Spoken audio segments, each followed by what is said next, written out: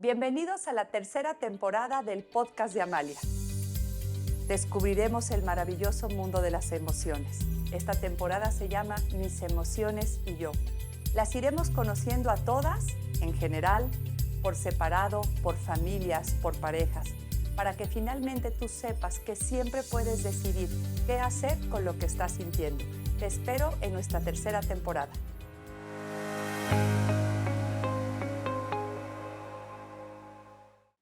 Bienvenidos a este episodio donde hablaré de la culpa. Preparando esta temporada, pensé mucho en qué emoción elegir que cause mucho daño cuando no se entiende y no se gestiona. Y elegí la culpa porque es ese absurdo que te condena a lo imposible. Elegí la culpa porque creo que es de las condenas más grandes a las que se somete un ser humano por haber entendido la culpa como hoy te la voy a explicar. ¿Qué pasa cuando se vive desde la culpa? Cuando está sembrada como un estilo de vida inalcanzable. Antes de meternos en esta mirada de la culpa que tanto me preocupa y me ocupa, y por eso quise hacer este episodio, es hablar de una parte sana, funcional, lógica y adecuada de la culpa. Haré este primer paréntesis y después nos vamos a esta condena de vida que es la culpa absurda. Si yo entiendo de manera sana la culpa, estoy hablando de esa emoción que te avisa que hiciste algo inadecuado, que tu comportamiento no fue aceptable o que tuviste alguna conducta no del todo clara, sensata, asertiva. Esta parte sana de la culpa, que equivale a una responsabilidad, a un sentido ético, es la que te va a decir qué puedes hacer, cómo lo puedes reparar, cómo corregir, cómo resolver el tema, qué hacer con ese daño que se causó. Esta culpa sana, funcional, adaptativa, nos hace asumir las consecuencias de nuestros actos, nos hace personas que respondamos a la realidad y es sana, porque miras lo que pasó, asumes tu parte y te comprometes a hacer lo que toca hacer. Repito, para sanar, reparar, reconstruir, reacomodar una relación, una situación, un algo. Esta parte no la quiero negar. Si algo agradecemos en la vida es cuando una persona reconoce algo, ¿cierto o no? Tú checa en tu vida cuando alguien se ha equivocado y llega y te dice, me equivoqué, te ofrezco una disculpa, cometí este error, ¿cómo lo reparo? Lo agradecemos. Y también estoy segura que mucha gente te ha agradecido a ti cuando tú has sido esa persona que asume, que reconoce, que se plantea la vida y que dice, sí. Por lo tanto, cerremos este paréntesis, reconociendo a los que han reconocido y cuando tú has reconocido. La ética envuelve esta parte de la vida. La ética nos hace que nos comprometamos con el bien cuando nos equivocamos. Una vez cerrado este paréntesis, quisiera hablar de la educación culpígena. No quiero juzgar ni hablar de nadie en particular o que tengamos una mirada de así fue tal persona. Lo voy a hacer de una manera general, lo que es una educación culpígena. Y es probable que muchos de los que estén escuchando este episodio se puedan sentir identificados en esta educación. Sin embargo, recuerda, no es para emitir un juicio, sino para entender el daño de la culpa y, lo más importante, podernos mover de este lugar de condena.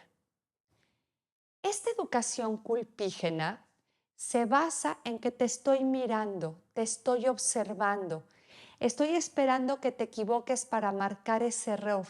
Te miro, infundo temor, aviso mucho que va a haber castigo si se porta mal la persona. Estos niños que crecen con esta educación o a veces jóvenes viven atemorizados, nada más voltean a ver qué va a hacer el otro, cómo va a reaccionar el otro, qué me va a decir el otro, con qué me va a salir el otro. y además tienen terror a equivocarse porque el error se va a evidenciar, a poner así, para que todo mundo vea, lo descubra. Esas personas a veces se sienten malas, inadecuadas o como si hubiera algo malo en ellos. Porque si tú tienes una educación basada en el juicio y en la observación, es como si hubiera algo malo en ti. Tanto así que entonces la gente tiene que estar pendiente de ti, de descubrir y de corregir. Estas personas a veces se sienten hasta avergonzadas. En su interior no se sienten merecedoras porque justo tienen esta mirada sobre ellos, marcando el error. Sienten que desilusionan, repito, sienten que desilusionan a los demás, que los avergüenzan, que les fallaron. Y muchas de estas cosas no dependían de la persona. Las personas que tienen esta educación culpígena la van alimentando además las figuras de autoridad de reclamos, de reproches. Por ejemplo, yo hago esto por ti, yo me esfuerzo por ti, pero mira tú cómo me pagas a cambio, yo quise esto y tú no lo valoras. Y estas personas se van llenando de esos mensajes de reclamo y de reproche y obviamente sigue surgiendo esta sensación de insuficiencia, de inadecuación y muy doloroso, hay algo malo en mí. También esta educación culpígena se alimentó muchas veces de deberías, tienes que, te faltó, pudiste haber hecho más, ¿por qué no te esforzaste otro poquito? Mira a tu hermano, mira a tu primo, mira a tu compañero, ellos sí hicieron esto, ellos sí pudieron con esto, ¿tú por qué no? ¿Por qué no das ese extra? ¿Por qué no te esfuerzas más? ¿Por qué siempre te quedas ahí? Los estándares que se van poniendo en la educación culpígena son altísimos, muchas veces irreales, no corresponden a tus capacidades, a tu edad y a tu contexto. Y se va alimentando de este tienes que hacer más y más y más, pudiste, debiste, ¿por qué no? Te faltó, te faltó. Imagínense sentirte en la vida que no hay cosas alcanzables, que hayas hecho lo que hayas hecho, te faltó. Pudiste, debiste, demasiadas expectativas. Muchas personas en esta educación se sobreesfuerzan, ellas mismas se comparan, quieren hacer algo para ver si en algún momento les dicen ya estuvo bien, así está bien, pero aquí no hay. Y se queda este vacío de qué más puedo hacer o de que no hay manera de que así como soy yo, dando lo que yo puedo, la gente se sigue quedando con una sensación de me faltó. También pueden llegar a caer en hacer tanto que se olviden de ellos.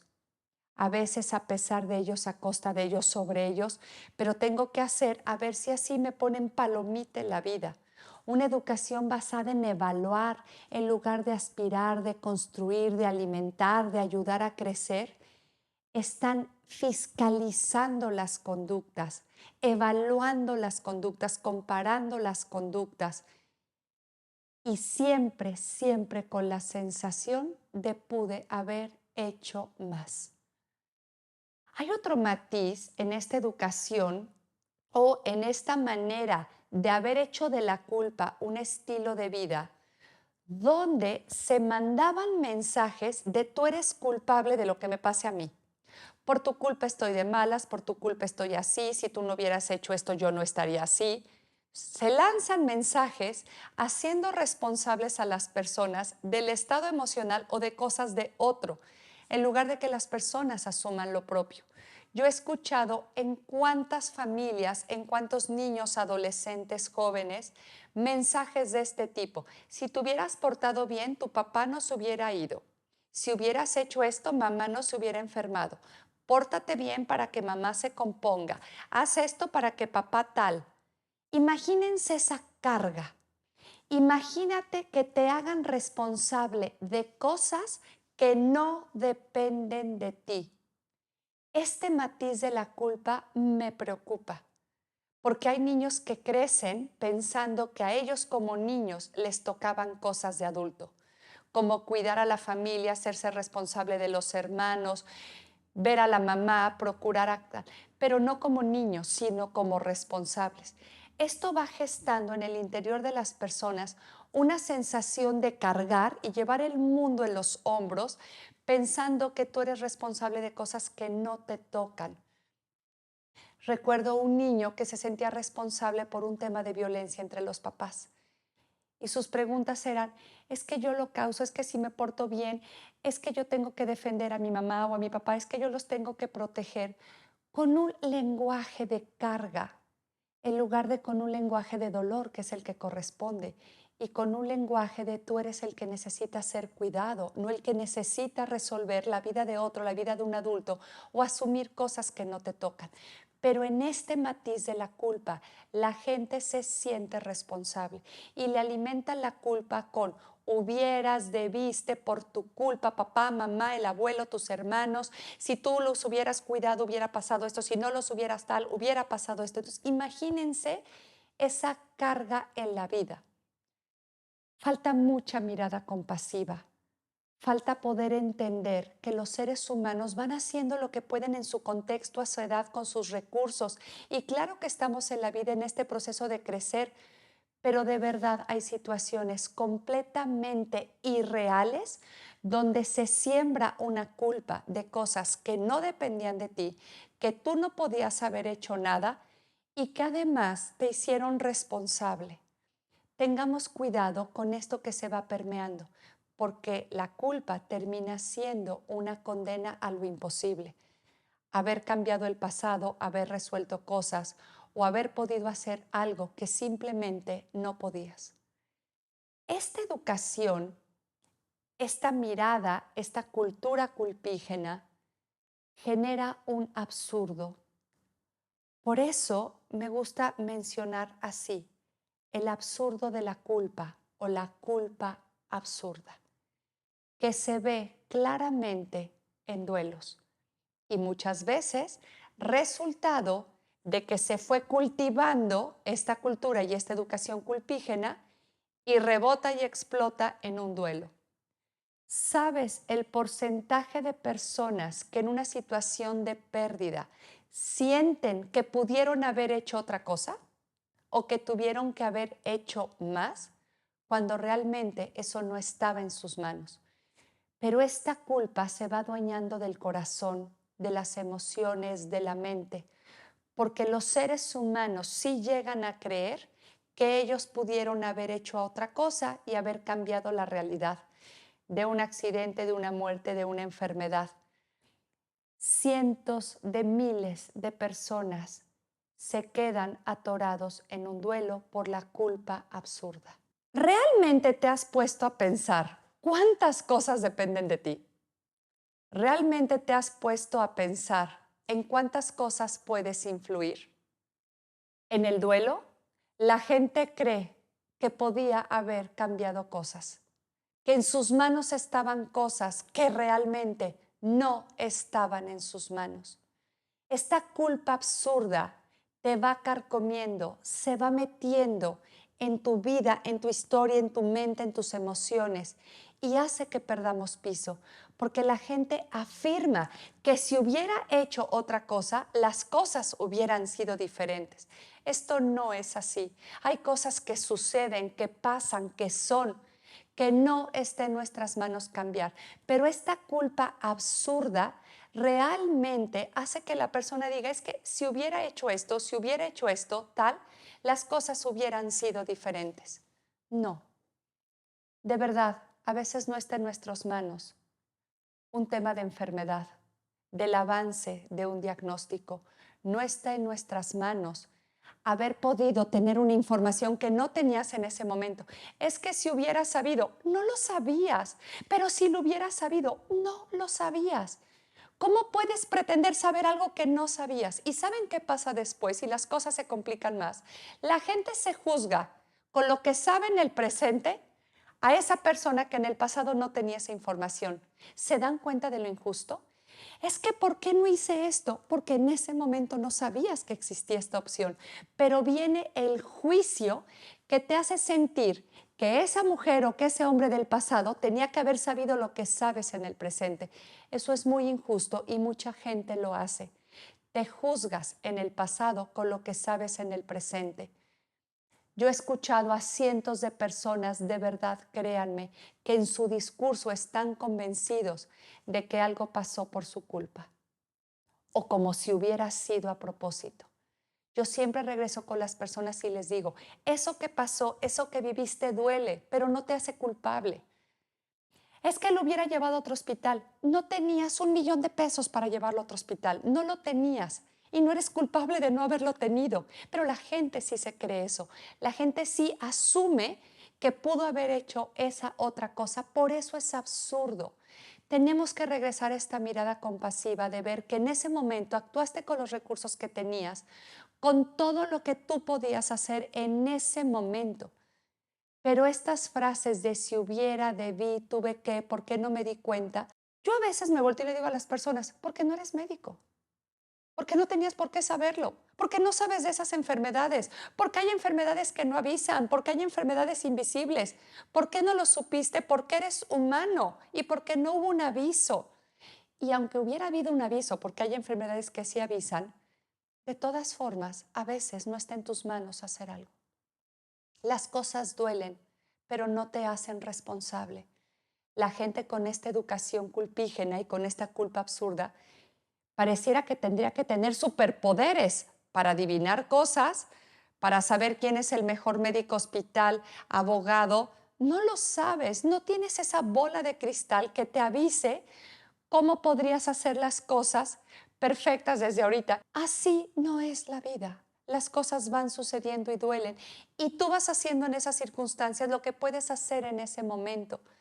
Pero no estaba en tus manos. Créanme que no somos superpoderosos.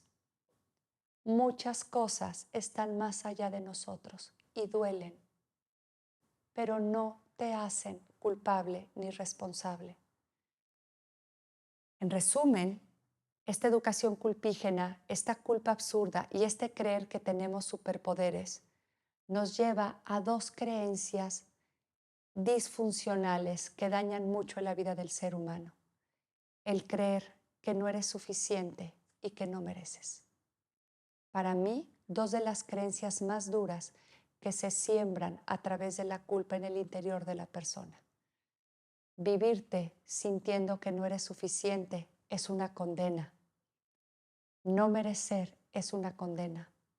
La culpa te hace pensar que puedes los imposibles y se te olvida que eres humano y que las cosas duelen y que vivirlas sanamente desde el dolor hace que te puedas reinventar. Vivirlas desde la culpa te condena a lo imposible.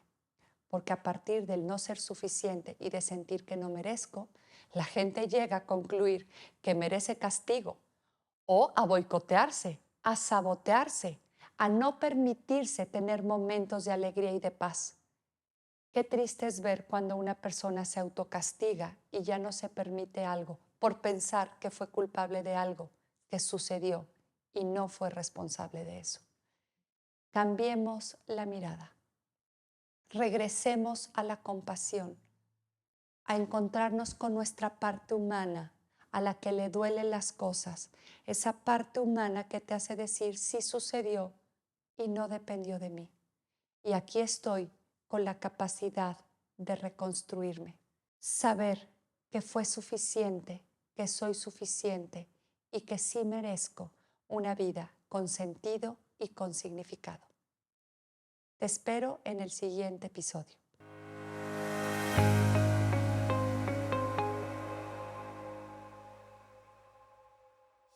Esta es una producción de videopodcast.mx.